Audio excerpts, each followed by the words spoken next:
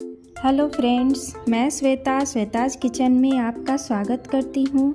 आज मैं बहुत ही टेस्टी रेसिपी लेके आई हूँ, जिसे बनाने के बाद आप 2 की जगह 4 रोटी खाएंगे और ये बेहद ही पसंद आती है सभी को।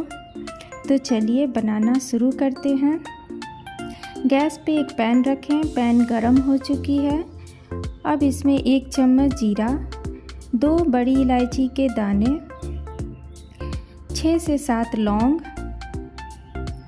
और 1 बड़ा चम्मच खसखस लेंगे और सभी को लो फ्लेम पे रोस्ट कर लेते हैं।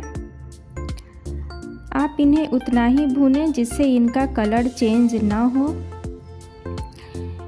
लो फ्लेम पे इसे बराबर चलाते हुए हम भूनेंगे। तब तक भुनेंगे जब तक इनसे हल्की हल्की खुशबू नहीं आने लगती है। कलर इनका चेंज नहीं होना चाहिए। अब देखिए ये अच्छे से भुन चुकी है और ठंडी भी हो गई है। अब इसे एक मिक्सी के जार में ट्रांसफ़र करते हैं और इसे ग्राइंड करेंगे। अब ये पीसकर तैयार हो चुकी है। अब इसमें हम अदरक, लहसुन और प्याज डालेंगे और उनका भी पेस्ट बना लेते हैं। तो मैंने 1 इंच अदरक का टुकड़ा और 6 से 7 लहसुन की कली लिया है और इसे डालते हैं इसमें। फिर 2 मीडियम साइज़ के प्याज लंबे टुकड़ों में काट लें और इसे भी डालेंगे और सभी को अच्छे से हम ग्राइंड कर लेते हैं। इनका पेस्ट तैयार कर लेंगे। हम देखिए ये पेस्ट तैयार हो चुका है। बिल्कुल ऐसे ही हमें इनका पेस्ट तैयार कर लेना है। अब हम सब्ज़ी बनाने के लिए 1 किलो आलू लिया है मैंने। ये छोटे साइज़ का आलू है, बिल्कुल ही छोटा है। इसे उबाल कर छील लिया है और ये ठंडा हो चुका है। अब हम इसमें एक फोर्क की मदद से छेद कर देंगे, जिससे इनमें अच्छे से ग्रेवी चली जाएगी। अब हम इन्हें फ्राई करते हैं।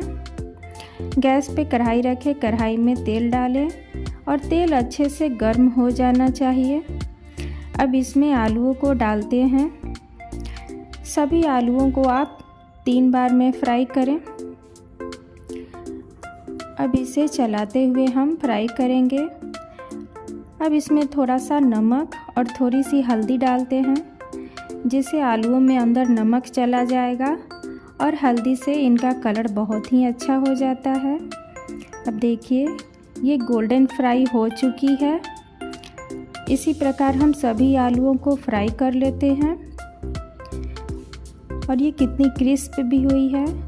अब सेम कढ़ाई में हमने तेल को कम कर दिया है और इसमें 2 दालचीनी के टुकड़े डाले हैं और 2 लाल मिर्च, 2 तेज़पत्ता। अब डालकर इन्हें 1 सेकंड के लिए चला लेते हैं। तेल 2 बड़े चम्मच कढ़ाई में डालेंगे हम और ये 1 बड़े साइज़ का प्याज बारीक कटा हुआ, इसे भी भून लेते हैं। हल्का गोल्डन होने तक भुनेंगे। देखिए प्याज भून चुका है। अब इसमें 1 चम्मच हल्दी, आधी चम्मच लाल मिर्च, 1 चम्मच धनिया पाउडर और सभी को 1 मिनट के लिए लो फ्लेम पे भून लेते हैं। अब जो हमने प्याज और पोस्तादाना का पेस्ट तैयार किया था उसे डालते हैं और भी इसे भी भून लेते हैं। अब तेल अलग होने तक इसे हम भून लेते हैं। हम मसाले भून चुके हैं। अब इसमें नमक डालेंगे, स्वाद अनुसार नमक डालें और एक बार फिर इसे चलाकर भून लेते हैं। फिर इसमें आधी चम्मच कश्मीरी लाल मिर्च और ये 2 बड़े टमाटर, जिसे मैंने ग्राइंड करके पेस्ट तैयार कर लिया है। अब इसे डालते हैं और सभी को अच्छे से मिक्स करते हुए तेल अलग होने तक भुनेंगे। अब देखिए मसाले अच्छे से भून चुके हैं। अब इस स्टेज पे हम 1 कप दही डालेंगे। दही बिल्कुल फ्रेश है। पहले आधा दही डालें और लो फ्लेम पे इसे अच्छे से मिक्स कर लेंगे बराबर से चलाते हुए। अब ये अच्छे से मिक्स हो चुकी है। अब बाकी के दही को भी इसमें डालकर अच्छे से मिक्स कर लेंगे। गैस के फ्लेम को लो रखें जिससे दही फटेगी नहीं और अच्छे से मसालों में मिक्स हो जाएगी। अब मसाले अच्छे से भून चुके हैं। अब इनमें हम अपने फ्राई किए हुए आलू को डालेंगे और हल्के हाथों से चलाते हुए अच्छे से मिक्स करेंगे जिससे मसाले आलूओं पे चारों तरफ से कोट हो जाएंगे। और चलाते हुए इन्हें 5 मिनट भून लेते हैं। अब देखिए आलू और मसाले अच्छे से भून चुके हैं। अब इनमें हम गरम पानी डालेंगे ग्रेवी के लिए। पानी को आप अच्छे से गरम करके डालें जिससे ग्रेवी इसकी बहुत अच्छी बनती है। अब इसे ढककर 5 से 7 मिनट पका लेंगे। देखिए ये अच्छे से पक चुकी है और कितनी अच्छी सब्ज़ी बनकर तैयार हो चुकी है। ये दम आलू अब बनकर तैयार हो चुका है और फ्रेंड्स ये बहुत ही टेस्टी भी बनता है।